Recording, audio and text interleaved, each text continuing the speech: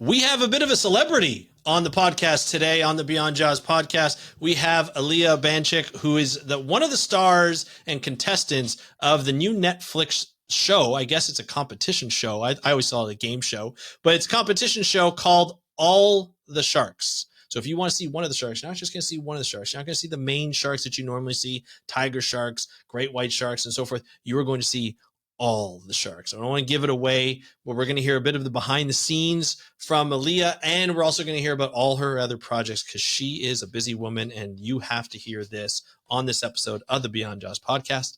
Let's start the show. Hey everybody, welcome back to another exciting episode of the Beyond Jaws podcast. I am your co-host Angelo, and here with my co-host Dr. David Ebert. Dave, this is a show that we haven't done one in a while about someone's been on a show. It's quite exciting. What are you looking forward to this interview? I don't. Aliah is one of the few people I don't really know much about. She actually recommended her for the show. I've seen her on social media, but I don't really know her at all. So I'm really looking forward to this. It's gonna be an exciting exploration for me with 100%. a guest I don't really know more about. And so, I know going through her materials, I didn't even know where to start. So, so I guess once we start the show, we won't have any shortage of things to talk about with her. And certainly want to hear about her new Netflix show, though I don't want, spoiler alert, I haven't seen it yet. So I don't want to don't give it away while we're on the show. Exactly. But I'm looking forward to it. And, I've all heard good things about her. So I'm really looking forward to, talking to her here.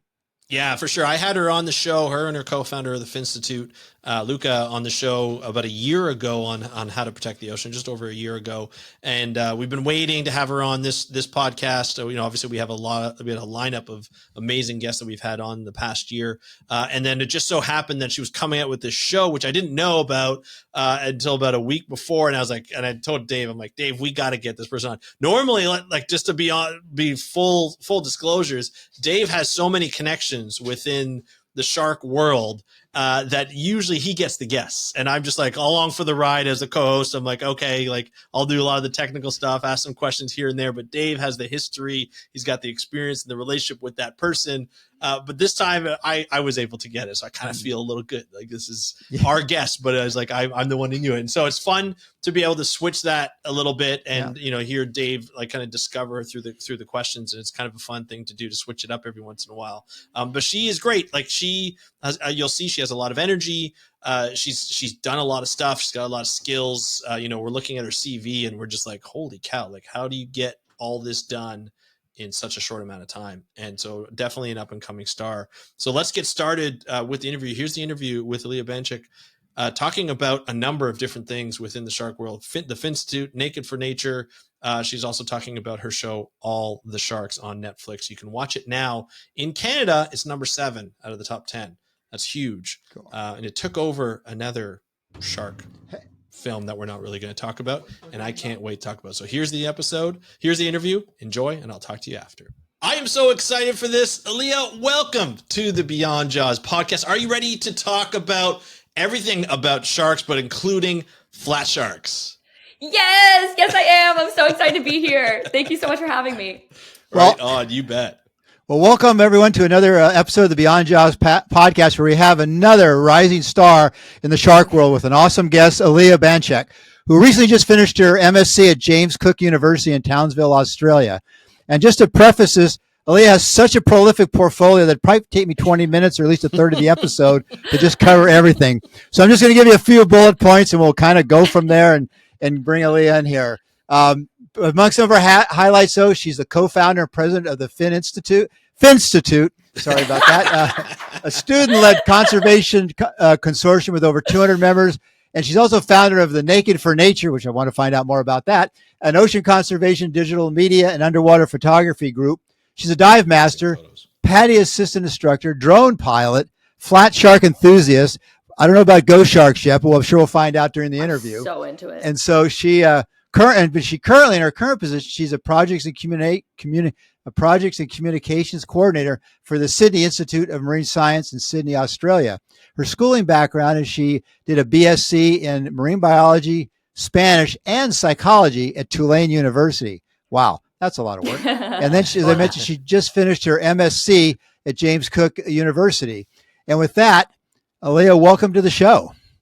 Oh my gosh, thank you so much. Thank you so much for the run through of my whole history. That's wild to hear. Yeah. Well, let's be honest. This history, you are fairly young. We're not going to ask you your age, of course, but you're fairly young in this business, and you've already done so much. So it's kind of interesting to be able to have you on the podcast. It is interesting to have you on the podcast because this is somebody you're somebody I've wanted to have on the podcast for a long time.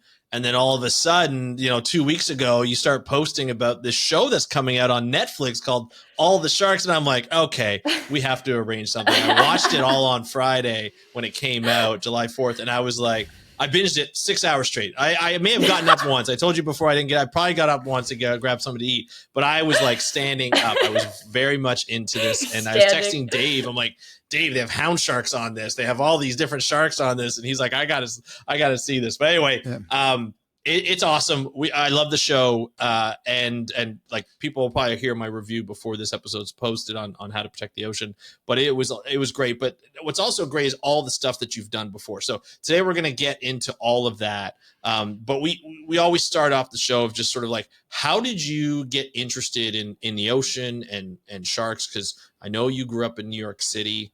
You had an ocean beside you, but probably when you grew up, it was on the rise to come back, but it was still pretty nasty water in there in that harbor. It's better now, but it was pretty nasty. So how did you get involved in the ocean? How'd you get interested in the ocean?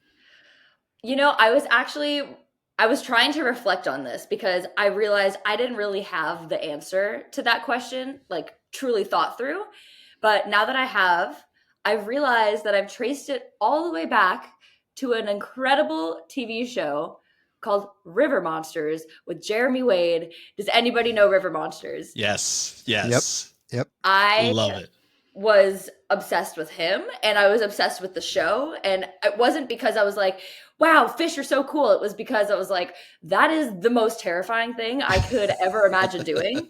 And I think the whole love for the ocean and love for sharks all came back to like initial feelings of fear, because I was that person that was just absolutely petrified of the ocean, like would not go in past my knees, like literally wouldn't open my eyes in a swimming pool. I mean, like I wouldn't go underwater in a swimming pool because I thought that there would be a great white shark in front of me if I opened my eyes, which is like, what? Yeah.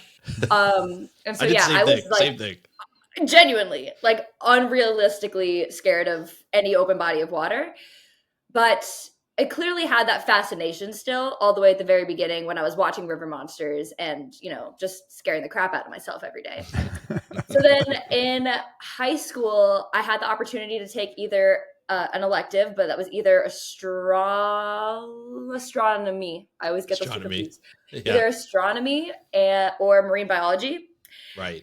And astronomy was full. So I ended up in marine biology. And I remember learning about great white sharks and like counter shading on them as an example. And I just was like fascinated by the fact that they have like a natural like cloak of invisibility pretty much. And I remember just that specific thing just like really, really interested me, and that they had been around like since before dinosaurs, like all these facts. I was like, holy cow, it's actually kind of cool. And then I just realized like the more and more that we had that shark unit in that class, I learned about their behavior. I learned about like, very basic level, of course, but like, why they do the things that they do, that they're not actually after humans everywhere they go. Like I really thought that they were. And so that just made me kind of inch closer and closer and closer into the water every time I would go to like, we had like a family house in Florida.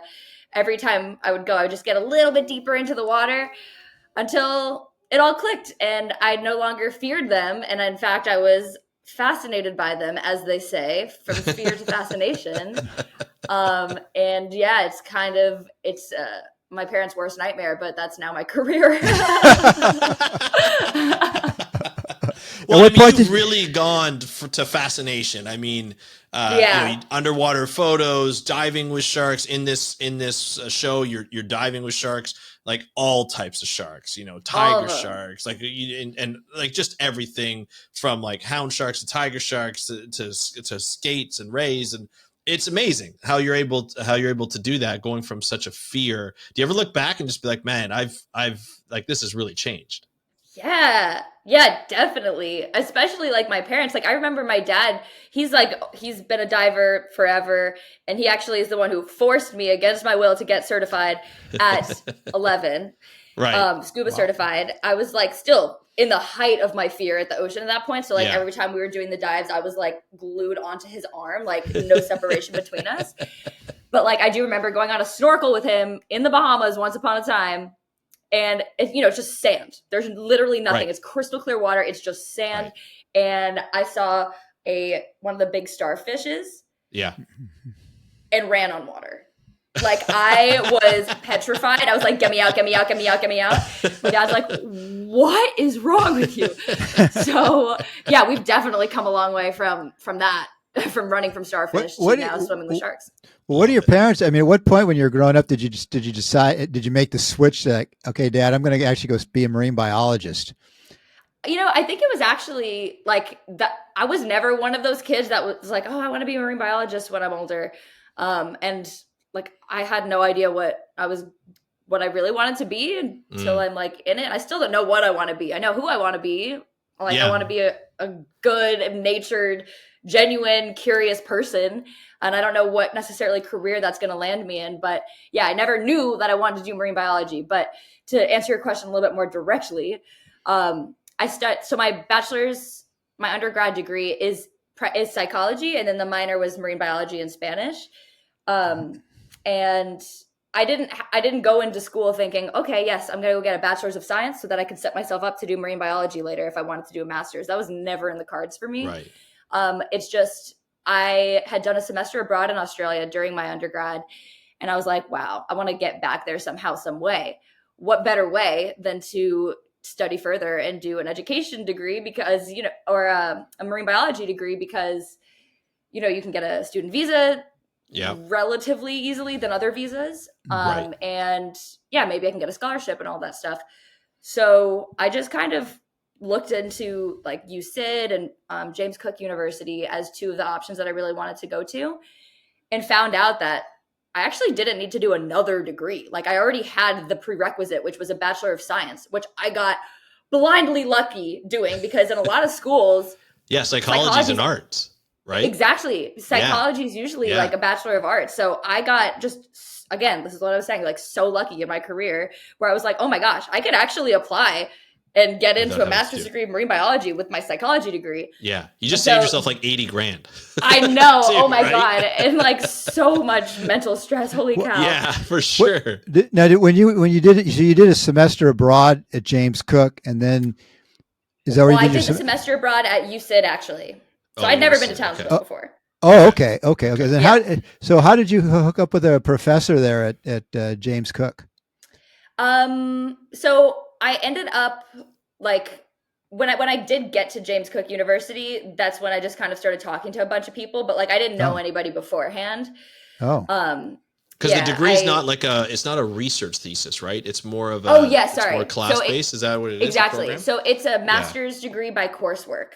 And so the first year, so it's an interesting and ever evolving like structure at JSU, but the one that I did, which was a master's of marine biology, you have 1 year of coursework, and then you either can do a placement, like an internship of some sort, or you can do 1 year of research. So I did the 1 year of research. And that's, so I got to like mingle and meet people and then figure out who I wanted as my advisors. And so it was nice. I didn't have to like have an idea and jump into it. So, okay. So for your master's, you did the research thing but you didn't have to have an advisor when you started out or? Not when we started out, which is actually like one of the things that I didn't know anything about this and I didn't, I never even considered doing research, to be completely honest. We can probably get into this in a little bit, but like with ADHD and dyslexia, like I just was like, I'm better at doing things, like physically doing things, hands-on things, like not behind the scenes, not reading papers and like crunching numbers. Like I want to be hands-on. Yeah. But yeah, having that first year of coursework, which was also great because, again, I studied psychology mainly. I got to get like some very awesome entry-level classes that just kind of like level the playing field in marine biology subjects. And then during that time, I got to figure out what I wanted to do. I didn't just have to like be like, okay, I'm going to go for sharks. Because if I did, I probably would have ended up in the coral department. Because I had some experience doing like coral restoration work with the Coral Restoration Foundation. And I was like, this is great. So if I had just had to like blindly choose a subject, that was the only thing that I really had experience in, I probably would have ended up there. But I like that I got to explore. Well, I think it's such a great opportunity for you because one, you're going to a different country, and like to go and just be able to find someone like to just, cold call or cold email like a professor like you would traditionally do here in the US, and then, get to know them. They don't know you, so they may not accept you as a student, or they may accept someone closer to home. But then going to there, taking a year of courses, getting used to the program, getting used to living in Townsville, like that's something we can get into, because I heard that's a thing. And then you get to know some of the professors just through coursework, and you get to understand the lay of the land, and then you really get to do research, or that starts to come into your focus and be like, oh, maybe I can do this. So as someone who, I don't have ADHD, I don't have dyslexia, but I know a lot of people who struggle with that in their coursework, even like elementary school, high school, university. What is it about research for you? Like you kind of mentioned a little bit, just doing the reviews and the readings and stuff like that. What made you decide I can actually do this and I can probably succeed in this, rather than doing something more hands-on? Yeah, I think this is this is a pretty interesting question, because it brings to light the limiting beliefs that I just was harboring unknowingly as a neurodivergent person. I just assumed that was out of the question. I was like, gotcha. I'm not made for that. Like, I will not do well in that field. Yeah. And I also had the intrinsic belief that I later found out is not true at all, that research was the opposite of like creative. So I thought that like if I did something else, then that's when I'd be able to use creativity and like, maybe do science communication, something that I'm more comfortable with. And I just assumed that research is like, you don't have control over anything. Like, you're doing a research project, you have to stay in those parameters. Like, I also thought like the project was given to you by someone else. So like, you don't even get to choose what you study. Like, I had so many misconceptions because I never even looked into research as an opportunity, because I was just like, that's not me. Like, I can't. Yeah. And I don't know what prompted this, but I ended up reaching out to one of the course directors for my program, Mia Hugenboom. And I was like, hey, I know I'm at that place right now where I need to choose between research and like a placement. And I just I had a little tiny little bit in my mind that was like, but it'd be so badass if like you did do research. I'm like, what if like, imagine, like I was visualizing myself as a researcher, somebody who's done research. And I was just like, wow, that would be really cool. Let me just like, check with Mia, make sure that I was right about all my preconceptions. And then I'll just move on with my placement and be proud of myself, And I met with her and I was like, hey, okay, so like, I just want to make sure I'm on the right page here. Research just doesn't seem like I can do it. Also, it just feels like really not creative, and I'm such a creative person and I want that expression. And she just stopped me and she was like, research is potentially the most creative thing that you can do, because you are literally creating new knowledge. And I was like, whoa, that's pretty crazy. To be able to create new knowledge, like that creates opportunities for your creativity down the line. It is creativity in and of itself, because she explained to me that like, actually, she's like, I'm in control of whatever I want to study. Like, nobody tells me what I have to study. I come up with an idea, which is creative. I then create an entire method around how to study it, which is creative. I then figure out how I want to write my paper, my literature review and stuff, which is creative, even if it is kind of technical. And I was just like blown away. I was completely everything was flipped on its head for me then.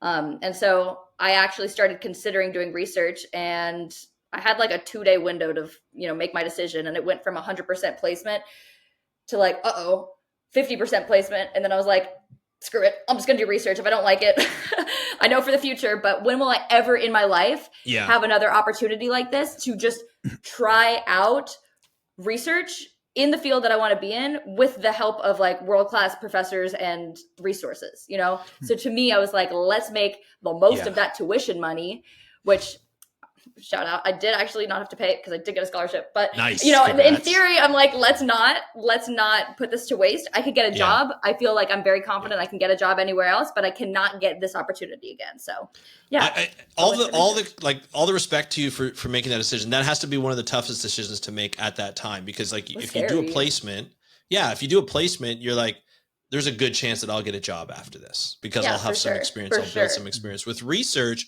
you're definitely, there's a lot of benefits to that. Cause like you said, you're stepping out of your comfort zone. You're breaking down the barriers that you thought were there before, that either you were told or, you know, people had sort of put in within that context, which there are a lot of people who do that, and that's understandable.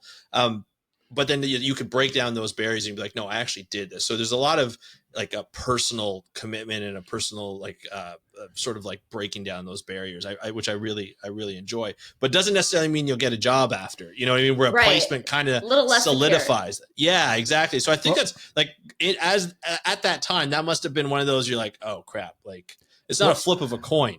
You know what I mean? I don't know if you did that, but that's not a flip of a coin. Well, if I jump in, I say, you know, the thing with the research thing, and I always tell us the students, is because the reality is most people are not going to end up getting a job in the field because there's just not that many jobs. But what you get from doing the research is you have to design a project, which you got to be creative to do that. And then you basically have to do the project, and then you have to write the project up.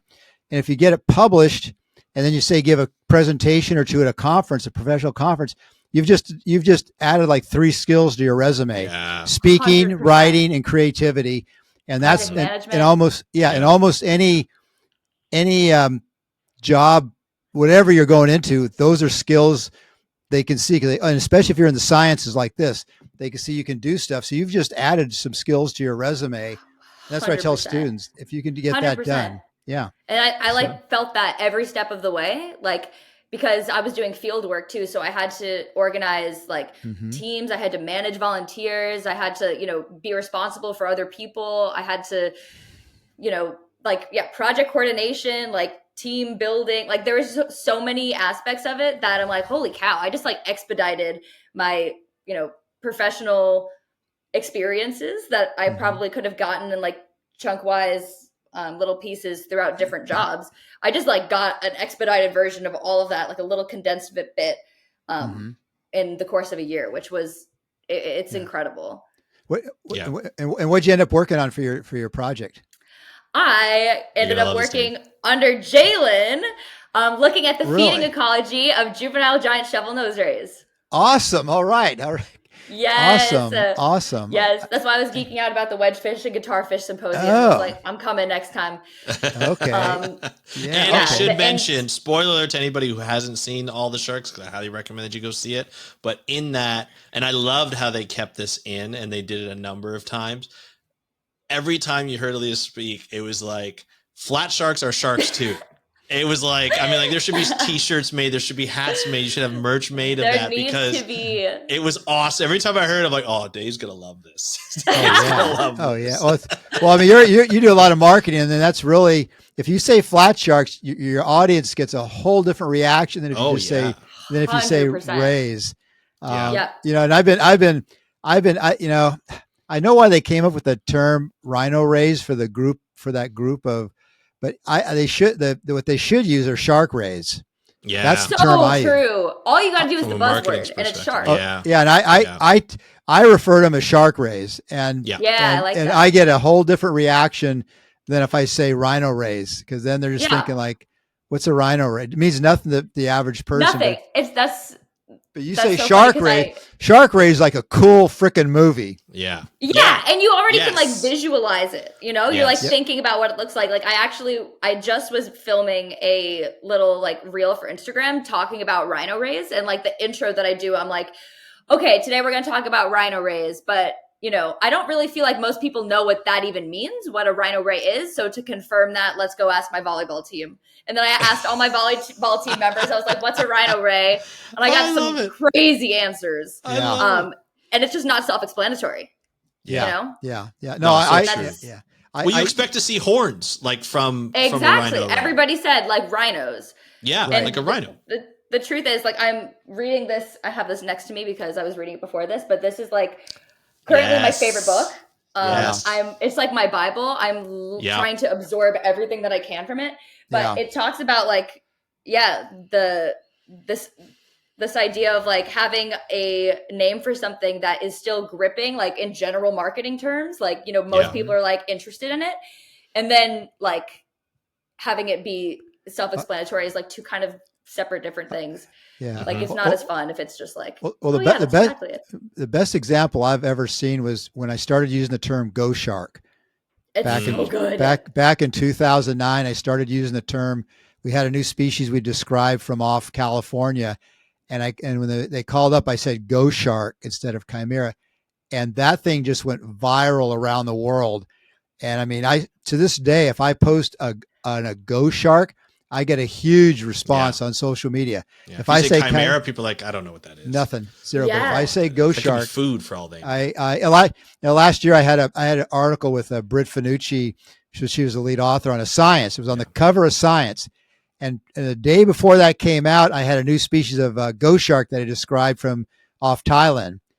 I had more hits and follows and publicity for the "go shark" than for the Science article. And that Go Shark one almost ran through the year. I was still getting media stuff in October from a thing that came out in March, and the Science article had long since died. It was gone, but I was still getting stuff on the Go Shark. That's to tell you the power of like using the right terminology to promote stuff. That's like the coolest example, because I'm still trying to find my passion, right? Like I'm definitely close. I don't think I've like hit the final one yet, but like more and more I'm realizing that it lays within effective communication, specifically science communication. And like that to me is so exciting, just to hear that if you just tweak the name of something, like you suddenly get this whole other audience unlocked. Like that's crazy. It's kind of like a strategy game. And I think that's why like science communication has, you know, traditionally not been done so well by traditional scientists. It's because, you know, and this book talks about it a lot. It's substance and style. It's that we want to keep the same substance. Like no one's saying saying like lie and like change the facts. Keep the same substance, but style should change. Style should change to fit a plethora of different audiences so that you can get the most amount of people, if that is your goal. But sometimes it's not your goal. Sometimes your goal is just to get, you know, scientists. And if that's the case, then there's certain ways to communicate with them. But if you want the general public to care, you're going to have to use like strategic terminology and marketing to get the general public to care, because they don't typically, you know, care about chimeras. Yeah. What I love about what Randy talks about in that book is like scientists speak to the brain, facts, like send facts. Oh and my like, gosh. This is it. Like this is climate change. You got to do this. But you got to speak to the stomach, because that's like the emotional part. Right. I've been taking detailed notes on this, but like pretty much, and sorry for the vulgarness, but like pretty much like he says that it starts with, you know, sex organs, and then that pretty much targets everybody. Nobody, there's no logic behind that. Everybody is in that area. So if you like do any like funny joke that plays off of like, you know, sex or anything, you're probably going to get everybody on it. And then it goes down to the gut, where you lose a little bit more people. And then it goes down to the heart, where you lose a little bit more people. And then once you get to the brain and you're talking to the brain, you have a really, really, really small audience. And that's typically where scientists end up. And that's kind of where they end up communicating. Yeah. Right. Well, I'm at that age where I can talk, because I've lived through the traditional. When I started out, it was very traditional, very stodgy. When you get together with like people and peers, you know, mentors, when I started out, you're all enthusiastic talking about it. But if you go to talk, but when a lot of these guys would go talk to the general public, they just fall asleep. The public would, even though and all they'd pick up on was like, wow, this guy's really enthusiastic, but we don't have any idea what he's talking about. But what and keep in mind at that time, there's no social media, with no internet, there's no internet, no nothing. So you didn't really have that opportunity. But what I was fortunate of is I had one of my professors, a guy named John McCosker, who was head of the Steinhardt Aquarium, California Academy of Sciences. He was the first guy, brilliant scientist, but he was the first guy I knew. And I was just a kid, like 22 when I started out. I didn't really know much, but he could break down a complicated subject into just layman's terms and make just make it sound like, wow, this is so. Oh yeah, I understand what this guy's talking about, and I didn't realize how unique that was at the time, because everybody else that was a mentor to me at that time was pretty much, they didn't feel an obligation to have to communicate to the public. Yeah. They felt, well, they had more of an attitude. I don't mean this in a negative way, but they felt more of an attitude like, well, the public had to learn what we were taught, learn our expertise rather than us bringing it to him. And John was he was so far ahead of the curve on stuff. And I was really fortunate. I had people like him that were outside the box thinkers. And so again, this was in a pre-Discovery Channel, pre-Nat Geo, all this stuff here. This is in the 80s. And so it's kind of, for me, seeing this whole transition now to where like a young person like you starting out, that you're already kind of more savvy onto this thing, and Andrew's kind of in the middle. So I'm kind of learning from him on some of this stuff. And I'm learning too. From Aliah. So yeah. And so and I'm learning from both of you. Yeah. So, but I used that Ghost Shark one because it was it really struck me back then how it just took off. And even to this day, that term just. Well, was it right around Halloween? Is it International Ghost Shark Day you've made? Yeah, that was it. Oh, you made that? I started that. Yeah. Wow, that's so cool. It was so funny back in when I first got on Twitter, and I'm really not on there very much, but I saw everybody's putting a hashtag something or other, and I said, screw this, I'm going to start International Ghost Shark Day. And so I posted it in 2017, International Ghost Shark Day, and I had a few people picked up on it, and then of course all my students. And then 2 years later, I had people contacting me saying, hey, don't forget October 30th, Dave, is International Ghost Shark Day. And I go, yeah, I'm the guy that started it. That is so epic. Yeah, now it's like a regular thing now with International. Yeah, oh my God, I've definitely posted about it. The Finstitute made a Halloween post last year about International Ghost Shark Day. That's hilarious. Oh yeah, wow. Yeah. So yeah, we'll be posting it coming up this year. We got the Ghost Sharks the World book coming out in January. I know. I'm so excited. Yeah. So anyway, so that's cool. And I think if there's one, this is your episode here, but if one thing you learn, because you're starting out, but for me, is evolve as you grow, as you mature in your career. Just evolve and kind of always be looking for something new and new challenges, because that's what you don't want to, I tell you don't want to be doing the same thing 40 years. It'd be nice, to be able to be doing something different, doing something that catches your attention. You got to be adaptable. You got to be on the cusp.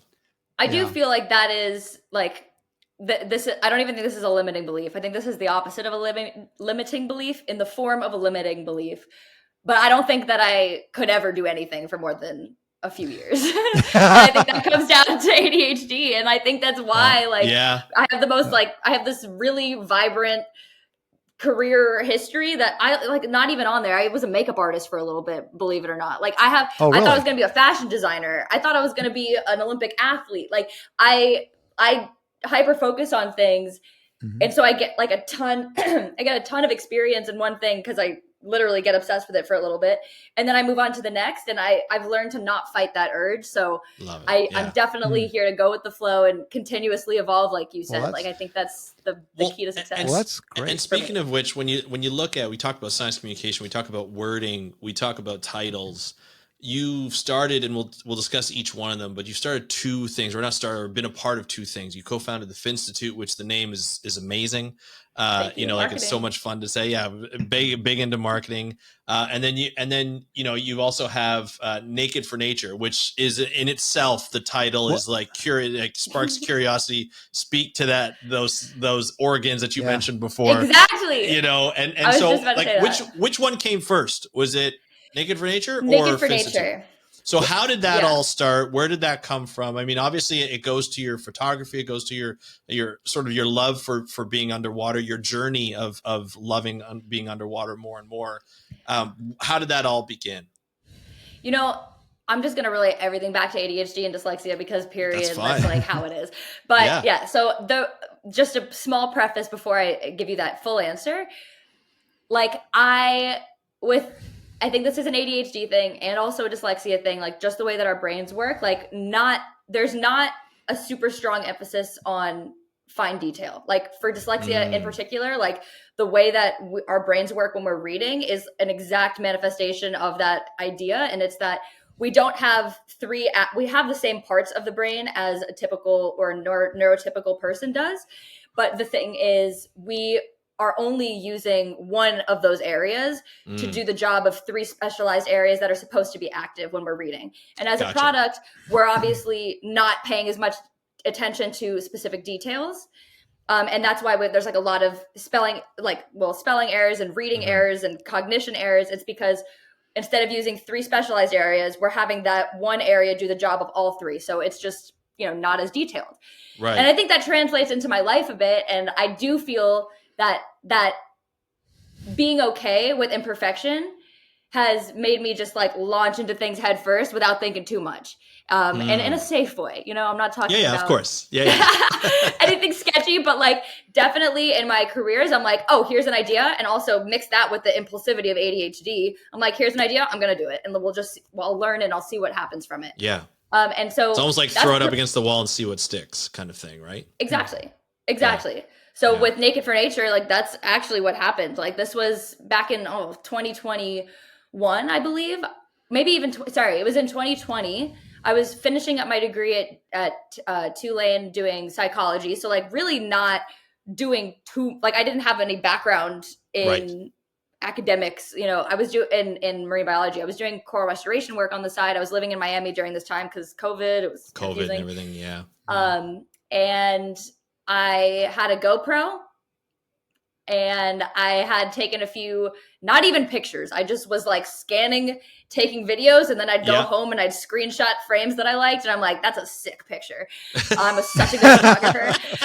That's like literally how it started. And I was like, wait, these are actually really cool photos. Yeah. And then I ended up, I was drawing on my iPad and I put a picture, I put one of my underwater pictures into the silhouette of a female body. Okay. And it made it like it was giving like mermaid vibes. And I just was like so inspired by that. And I was like, wow, that actually looks pretty cool. Like, let me try and do that again. And so I asked my friends to like send me, cute bikini pictures and stuff like that. I was like, do you want to turn yourself into like an ocean conservation emblem? Like, just send me a bikini picture and I will literally put my underwater photography within your silhouette. And like, you can post that and that's you looking fine. Also with like a huge ocean conservation message behind you of like, whatever they wanted to fill that, like it could be coral reefs or reef fish or sharks. Like I would do that. You weren't subconsciously trying to start a fans only page, were you? I know. Everybody's like, they're like, Aliyah, and I'm like, don't worry. Terrible thing to when you start saying that, first thing, typical guy in my mind going, like, you started like a fans only or something? No, only fins. Only fins. There's a great one. There you go. Only fins. And I actually, on Naked for Nature, I do have a hoodie that says OnlyFins. So nice. Quick little plug. But yeah, so you are a marketing genius when it comes to like the puns. Stop. I love it. Feel free to plug away all you want. Plug away all you want. I literally cannot be stopped. But yeah, so Naked for Nature kind of it was just like a fun little art project, which started on Earth Day, April 22nd. Okay. And then I was like, wait, this is like, this is a business. Like people have been asking me like, oh, can you make one for me? Can you make one for my daughter? Can you make whatever? And so I was like, let's start charging. Absolutely. And my initial model, like, again, this was like my first actual business. My initial model, I was like, I'm donating 100% of funds everywhere. So I would have like people choose. I would have like 4 different ocean nonprofits that I really liked from like different areas, like surfing, coral, sharks, and just like ocean cleanup organizations, for example. I'd have 4 different options per month on my website. And if you commissioned a piece for me for like $25, you choose which foundation you want me to send that to. And I send all the $25 like straight to them. Obviously not a very business savvy decision. Not a lucrative move. Yeah. But it's kind of like it's kind of the thing to do. Like it's a great thing to do to promote it, because when people are spending that money, they're just like, oh, that's cool. Like at least it's going to an organization. Plus I get this. It's kind of like an NFT in a way, Yeah, it was. It was, right? And I actually ended up like partnering with this place called Nemo that was like a coral NFT market. And I had a little collection for them of NFTs, but the idea there was to like, and I didn't even know this because I didn't read that book until just recently, but like I was 100% targeting the sex organs. Like my goal just the here, name itself. Yeah. 100%. And that was funny because I was actually talking to my friend, Jack Fishman, who said like, the first time I posted it, he was like, you need to turn this into a business. And I was like, oh, you're right. I do. And so I ran the name by him a few times. I was like, Nude for Nature. He's like, no, don't do that one. I was like, okay, Naked for Nature. He's like, yeah, go for it. But pretty much like I did intentionally start it because even then, like before I was in this beautiful echo chamber of marine conservation, even then I recognized that it was an echo chamber and that like the things that I'm seeing, I care about. The things that other people are seeing, they care about. But the people who don't care about marine conservation are not seeing the things that I care about or anything about marine conservation. They're just seeing whatever they want. And so I really wanted to break into a new audience. And I knew that so palpably even back then. And so I really did. I made this whole thing. I was like trying to make ocean conservation hotter, you know, like global temperatures are rising. Love We're also, you know, like it's like a funny place on words because my idea was like, okay, well, what if, you know, somebody post this like spicy bikini picture with a like beautiful like marine seascape inside of it, and it has this like one line conservation message. Like for example, I was aggressively vegan during this time, and so I was like, everybody else should be vegan. And so I had one of like this girl with like hair that was all kelp and these little damselfish, and the subject or the line was just herbivores do it better. Yeah, and, I'm on the website. I can see it. It's awesome. Yep, exactly. So I was like, okay, you know, if somebody goes and puts that on their story or posts it, and then, you know, freaking Chad from Sig Chi at USC or whatever sees it, some fraternity, like, and he's like, oh, she's hot or whatever, and he posts it to his story or he sends it to a friend. It's like, you're actually like sending conservation messages around. Yeah. And you're sharing the conservation around. Yeah. Without even realizing it. And so that was like so transparently my goal in doing that. And yeah, it was pretty awesome. It was pretty awesome. I actually also ended up running this like classic ADHD and impulsivity. I was like, I'm gonna do an art show. Based off what? Like I have zero experience doing any of that stuff. But this is art. Like it deserves an art show. I was like, okay, let's go. Like, let's rent a space. Found the space, was way too big for just me. So I was like, okay, let's like go scout out some like Miami-based ocean conservation artists. So did a lot of networking on Instagram and, you know, just putting the word out there. Got 7 other artists. Neil Hammerschlag, actually, I reached out to him. I had him as one of the artists because I just loved his underwater photos of amazing sharks. So I was like, hey, also networking. And so I had like everybody had their own room. I made it like this 24-hour pop-up. That's actually kind of when I had the biggest vision of like what I wanted Naked for Nature to grow into, which I'm still going to try in the future. Just obviously have to take a hiatus from it. But I wanted it to be like this kind of event company that celebrates nature. So like literally parties to celebrate nature that are eco-friendly parties. So, you know, not like super wasteful stuff or anything, but we had this huge projector up on the wall with just like footage that I've taken of like manta rays and sharks swimming by. Everybody's surrounded by incredible art that all is ocean themed. We're all raising money for the night for Rescue a Reef at UMiami, the Rescue a Reef program. And it was just like the most inspiring night, and it was amazing because I did break through the echo chamber.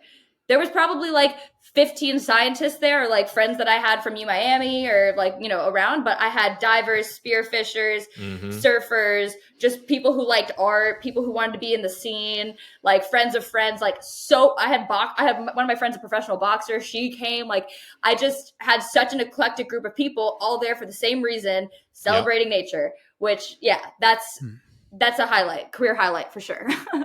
Do you have plans? I see on your website, like, that was on there and it's like to be determined for the next show. Do you have plans? I know you're busy, obviously, but I feel like this is a cool event that you could run for, you know, like every once in a while, you know, find a gallery, like a small gallery or a small shop or something like that. And I feel like this is something that, especially to raise awareness, because like these are like, I know the name sounds provocative, but when you look at these pictures, they're not. They're for everybody. It's women with bikinis on, And right, which we wear in public anyway. Exactly. And then when you look at them, like I'm looking at it right now, there's marine conservation on, like it's like pictures of marine there's no scenes. person. There's no person. Exactly. So it's nothing like provocative. So like I feel like it's even like somewhat kid friendly, you know, depending on the parent, if they're little, of course. you know what I mean? So I think, and then having that, I think it's great. I also think you have a great merch line ahead of you, you know, for this kind of stuff with, you know, eco-friendly merch and stuff. Like I know that's 100% difficult to kind of put together, but I feel like do you have plans, do you think, to do this again? Or is this something like you did once and you're like, oh, maybe again? Like, I don't know. I actually really wanted to do something at JCU, and I was chatting with this woman who was working at JCU to like kind of put something on, but I honestly feel like it was the next 2 weeks that I was like, actually, I'm going to start the Institute. So I just kind of got a little bogged down with that. Yeah. But I do want to do more like this in the future. And I think that's a great, like, I agree with what you said, like maybe once a year, once a quarter, like whatever it is, but just kind of like bring people together and then bring their plus ones together. And then, hey, look, oh, you're actually at an ocean conservation event. Did you know that? Oops. Yeah. Like, we need to talk, because I have some ideas that I saw. Oh my gosh. I would love to. Yeah. I would love to. I think it would be good. But speaking of Finstitute, I see a collab between, you know, the events you put on for Finstitute and Naked for Nature. I see that. Oh, for sure. Happening. I know. But you mentioned Finstitute, like you started like that, like 2 weeks later. Talk about, like, I know we've talked about on how to protect the ocean, but you know, a lot of the people who are listening here haven't listened to that episode because it's just different audiences.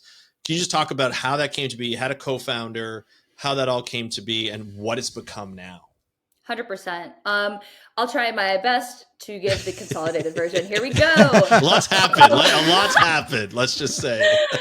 Oh my gosh. Okay. So back in the day, 2023, I saw a post from a very famous shark fisherman that was taken pretty much in my backyard in Miami, where I was always scuba diving and snorkeling, holding a critically endangered hammerhead that he had just fished. Really sent me on a spiral. I wanted to target like changing the perceptions in Florida shark fishermen initially, because I was like, he's the problem. People are like, him are the problem. And then I called my family and they talked me off the ledge. They're like, look, girl, like you've talked to us enough for us to know that he is not the problem. Florida shark fishermen are probably 1% of the problem of why sharks are dying around the world. And like, they're definitely the loudest, but they are by no far the biggest. So if you want to have the biggest impact and stop sharks from being killed, like, let's go and be more effective with that, like, location decision. And I was secretly like, thank God, because I could not deal with them if I tried. So I ended up, initially I wanted to make it like a Project Hue club, because I was like, you know, I'd seen them on Instagram a bunch and I was like, wow, what they do is so amazing. Mm-hmm. And like, it does sound so amazing. But what I did before I started it, I don't know, again, what triggered this, but I reached out to Andrew Chin, who had up until this point never responded to a single email that I had ever sent him. I was like, does he even work here anymore? Like, I literally couldn't even tell. And then I sent this last ditch effort, and he, in classic Andrew fashion, just responded. He's like, I'm free tomorrow at 10. I'm like, okay, where? Okay, never mind. I'll figure it out. Like, I'll find you. Don't worry, I'll be there. And so he ended up meeting with me. And he was like, okay, look, you're good to start a Project Q club. Like, that sounds awesome, because it sounds like there's a lot of resources that you both would be able to participate in and like do well. But what if you branched out? Like, Project Q has this incredible global platform already, enough that you know about it. But what about all those local Indonesian organizations that are doing incredible work on the ground, but they just do not have the global platform that Project Q has? And I was like, whoa, you're so right. Like, done. And then that's when the kind of consortium model was formed. Luca comes into this, who is my co-founder, because when, like, ADHD. We're going back in time now. So I had just seen that post on Instagram of the shark head, like the shark hammerhead shark. Yep. And then I had to go, ironically, to my marine conservation biology class, which during the entire thing, I was just like sitting there blankly. I was like, what the heck do I do? What the heck do I do? What the heck do I do? Right. And then I leave class with Luca and another friend, and we're walking, and I'm telling them, because I literally can't keep a thought to myself. So I'm telling them exactly what's on my mind and all this issue with the shark fishing. And I stopped literally dead in my tracks, and I was like, hold on, I'm going to go start a club right now. And I literally turned around and walked to the JCUSA office, like just impulsive. And Luca was just like, what? Just kept walking. But he immediately texted me, like my phone immediately lit up. He's like, I have no idea what you're doing, but I'm in. I love it. I love it. And from that moment forward, it has been a full-on partnership. Like that night we met in the kitchen of our dorm and we're just like brainstorming ideas. We're like, okay, here's what we're going to do. We drafted an MOU, like things we had no idea what we're doing, just like, made it work. And yeah, he has been the most insane, incredible, organized, supportive, incredible partner in this journey I could ever ask for. But now we're fast forwarding in time. Here we go. Back to wherever I was. I think we said that, we turned into a consortium model. And so what the Finch Institute is, it's a student-led shark conservation consortium supporting different shark conservation initiatives in Indonesia and in Australia. And I chose Indonesia because that's the largest shark fishing market that we're closest to. Right. And I just feel like we already have, like, through my lab, like there's also some, like, people have connections to some of the organizations there already. And so I was like, okay, that seems like a pretty great place to start to try and have an impact. So yeah, the idea was multifold. One of them was to support on the ground, like, organization. So we're not here to like jump in, do some parachute science and jump out. Like, I didn't want to just be like, hey, let's go start a club in Indonesia. Right. Let's like start one, that just takes over things that people are already doing. Cause I just feel like in conservation, so much work is happening in parallel, like similar things going on in different, like, just going like this. But I just feel like there needs to be intersection and collaboration. And that's kind of the basis of the Finstitute. It's like, okay, there's incredible stuff happening already. What do they need in order to amplify and expedite their mission and what they're trying to do? And a lot of the times it comes down to, doing like photo identification analysis. Like they have a huge photo base of all these different things that they want to analyze, but they just don't have enough people power to actually get through it. But they have an incredible library. So like that's something that we can help with as like Finstitute members, because the other side of this, aside from, helping different organizations do their thing, we as JCU students like love JCU, but I felt starved of opportunities to participate in any capacity in the shark or ray field, and in any field, to be honest. Like, it was even volunteer based. I was like, I will do it for free, no money. And still it was super duper duper difficult to even get my foot in the door in anything, especially because I had just come from a degree that virtually had nothing to do with marine science. So even on the volunteer list, there was like rankings where it was like, oh, okay, cool, you already have experience in aquaculture, you can get in next. And I was like, well, I'm never getting anywhere. And so look at me now. You'd be typecast, basically. Right? Yeah, it just kind of felt gatekept. And I also had 0 classes on sharks and rays, and I was genuinely quite interested in them. And I was just like, if I'm feeling this, certainly the student body is feeling this. So Luca and I started the Finstitute with a very specific model involved. Also, I was genuinely disappointed. I had joined a few like school clubs. I guess I won't name them. Maybe I will, and you can decide if you want to take it out. The JCU Marine Society. I had joined them, and I was so excited because I was like, yes, like a group of nerds. We're going to have like talks and lectures and like cool things are going to happen. And it was just like a monthly or bi-monthly like social event at a pub. I was like, wait, but what about like learning? Like, can we get some education? And there was nothing going on. So I was like, Luca, we're doing this right. And we're doing it the way I want, which is, we're doing bi-weekly meetings. And I wanted to make sure that those meetings didn't feel like other lectures. So I had like a very specific time frame for everything. I was like, I want these to be like quick master courses. I want people to understand all the different areas that they could go into like shark and ray conservation. And I don't want them to be regurgitated lectures. So I was like, okay, 15 minutes. We get 2 speakers per session, 15-minute talk, 15-minute talk. And then I wanted to make sure that people are leaving better than they came in with their CVs. And so I wanted hands-on learning experience in some capacity.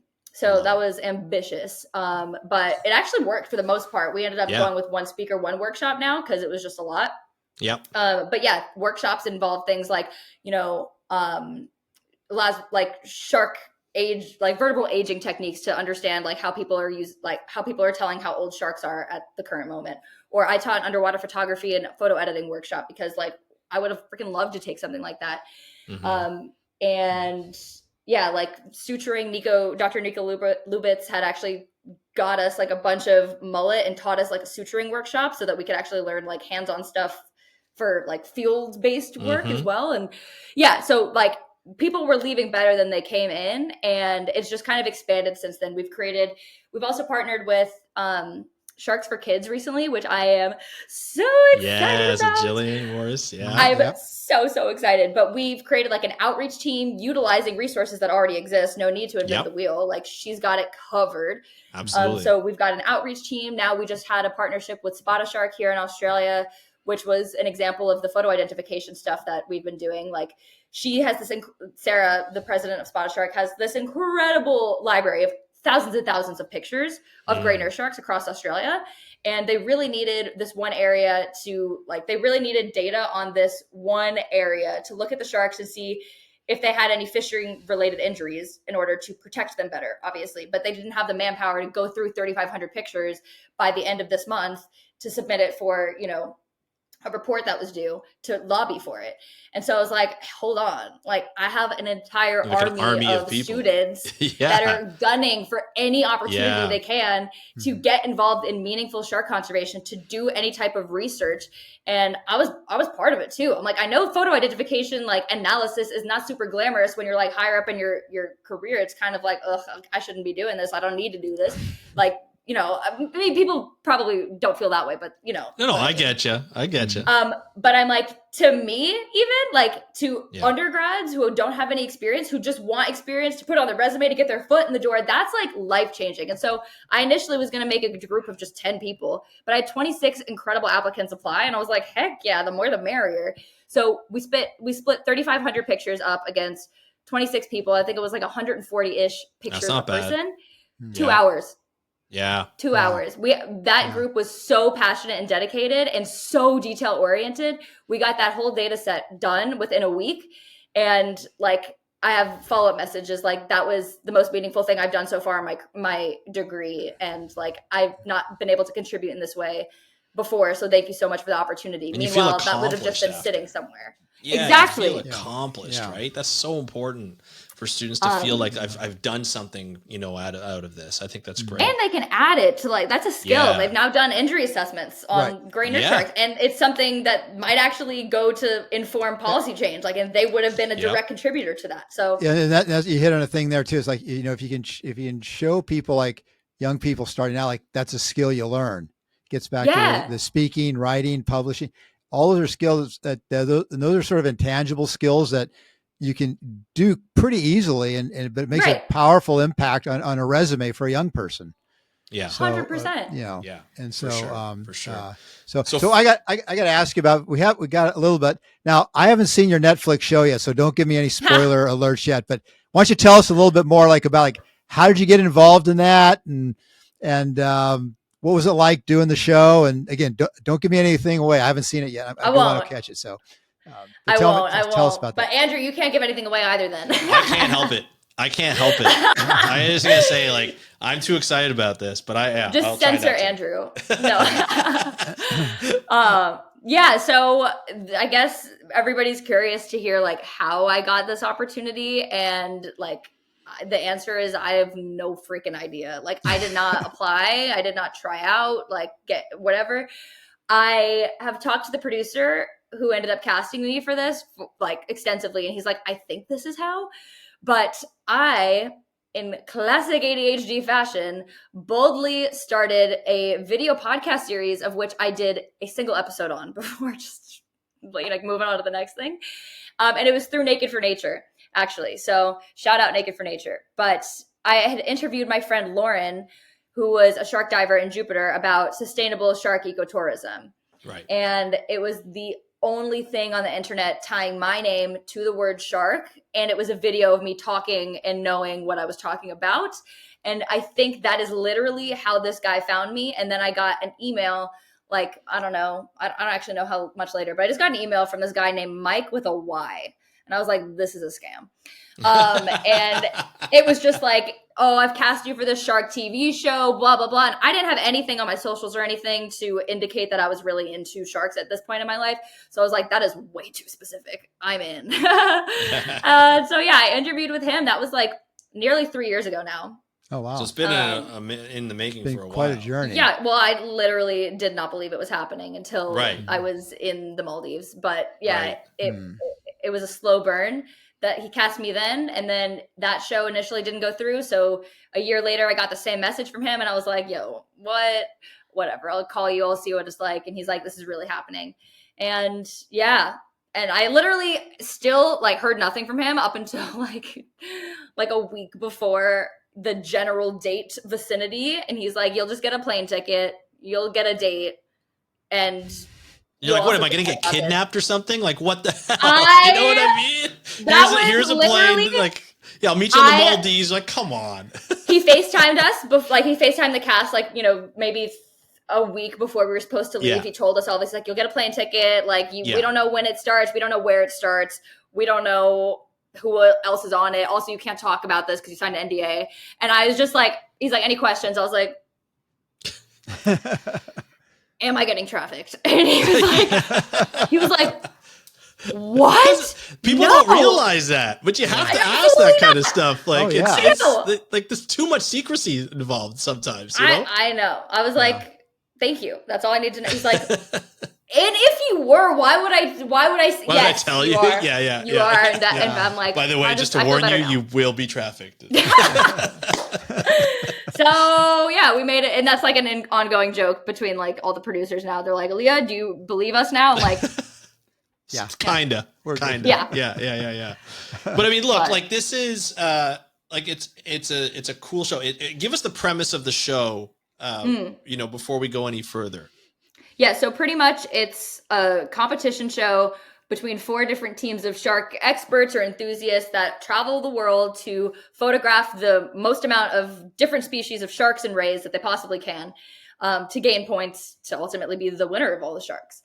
And it's cool because it breaks out of that echo chamber being a contest show, Yes, and it's kind of like the same thing we've been talking about throughout this episode. It's just something different. It's something that people can get into because it's like a game show.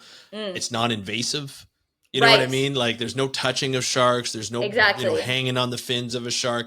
I have seen more species on this show, these 6 episodes, than I have seen for 20 years in Shark Week. Let's be honest. 100%. Right. 100%. And Dave, you can probably like once you see it, you'll be like, yeah, I get it. And the education that came along with that, there's like a little profile of every shark. If it's a new shark, they put a profile, conservation status, age, like approximate age range. When I saw that, I was like, this is amazing. Like, not only is it entertaining, there's, obviously I was going for your team, you and MJ. And I was but it's like you go for somebody and it's nobody was, it's one of those things, like it's like a reality show, but not like a reality show. Like you weren't at each other's throats. You weren't pitted against each other in a way. I think somebody found something in, I forget the shark, but it was in Bimini, and you're like, oh, you found that? Like, I've never seen that before. That was worth like crazy amount of points. No spoilers, but anyway, it was just really cool the way it all turned out. Like being a part of something like that and seeing, like, I know we kind of chatted before, and like, I have no idea what this is going to look like. I'm a little nervous. I think you even put it on your social media. Like I have no idea what this is going to be. I haven't seen the first cut or the edit. It's really interesting, like, to see that. And especially with the history of scientists being manipulated within the media, when you watch the show, what was the feeling going through as you were watching it? Oh, relief. Oh my gosh. Because like they sold it to us exactly how it was, but I am obviously incredibly skeptical of like media, especially shark media. So I was just like, did I just throw out my little tiny career that I just started in science? Oh well, gotta get into marketing. But I was genuinely like, oh, this is so good. This is exactly what was sold to us. So relief. Well, and I'll tell you, the cinematography was impeccable. Oh my God. I have to shout that out because I don't think the general public understands how freaking tough it was, obviously, to get the shots of the sharks and us in the shots, like getting the sharks and rays and stuff. But like, this was a contest. I wasn't waiting for anyone. Like, I was in the water. I was sprinting after, like, you know, not too close to animals or stuff. But if I saw a shark over in the distance, I'm like booking it there. I'm not waiting for anyone. The picture. Yeah, exactly. Yeah. Like, I'm not waiting for anyone. And these cameramen underwater with these massive red cameras have to be like chasing us full speed. Because I'm like, this is life or death. Like, I'm not here to lose. So I'm like running, and they had to chase us. Like, that's awesome. I thinking, Andrew, we had last fall, we had Alex McInturf on. Yes, from the lab up at Oregon State. She's a super competitive person. She played college soccer. She's still super. We talked about that on the episode. Oh, she'd be perfect for this one. The only problem with her would be taking. She'd be. She'd be awesome. You'd have to be careful. You have to be careful. You might get a shiv. You might get a shiv in your back or something, man. She might have to win this thing. I could just, and Alex, if you're out there, love you, man. We just didn't want to. I just thought about you in this whole show. So anyway, what's a funny? This is just a funny little bit, but two things. One, the first scenes that they filmed in the Maldives, like they had us, all standing, fish. The host was telling us what the rules were, and then he was like, "Get up and get out there." And I had no idea what was going on. I thought everything was a contest. So I picked up my bag and I sprinted right out of frame. Like, not in the drone shot. I'm so far away from everyone because I have no idea where I'm running. I'm just sprinting. I'm like, I'm not losing this race, let alone this game. I will win each little battle. Yeah. Literally. I'm like, I'm chipping away at everyone here. Yeah. So that's fun. Great. Well, Aliah, we'll have to have you come back on. This has been a freaking amazing episode here, and I'll try to make a point to watch the series here as soon as I can. And I'm curious to hear. Thank you so much. We just got to ask you, like, so where do you see? Kind of our final question is, where do you see your career, like 5, 10, 20 years? This is the question I want to hear. No. 5 years from now, I hope to have been to Antarctica. That's as far as that's been on my 5-year plan for the past 2 years. So that's got to happen in the next 3 years. Yeah. I hope to get to Antarctica at some point, and I also hope to be fully working for myself in the Finstitute full time and traveling the world, showcasing the beauty of it to the general public. No idea what that will look like, but generally on the run. Awesome. I love it. We wish you all the best in your journey, and we'll definitely going to have you come back on and update us on how your progress is going on your journey out. Yeah, I want to see what's happening with the Finstitute in like a year from now. I think it'll be a lot of fun. Oh yeah. A lot of updates. Yeah. For sure. Catch us at Sharks International. I'll see you. I'll see you there. The website was out too. I'll see you there. See you in Colombo next year. See you in Colombo. I'll be there. So cool. I'm so excited. Thanks a lot. We have one more question that we ask everybody. Like, you've been through a lot. It's early on in your career. You probably do a lot of like mentoring with the Finstitute. What would you suggest, if people want to get into shark science or shark conservation or even science communication, what would you recommend they do? Like, what would be your big suggestion? Like the one thing. Why do you say one? Okay. Give us if you want to do 3. more, that's fine. You can do more. I'll just do 2. The first is like a mini plug because this just is a new development, but the Finstitute's officially accepting international members, non-student members. Like, that is a really great resource. We're hosting international shark science expeditions starting actually right after Sharks International.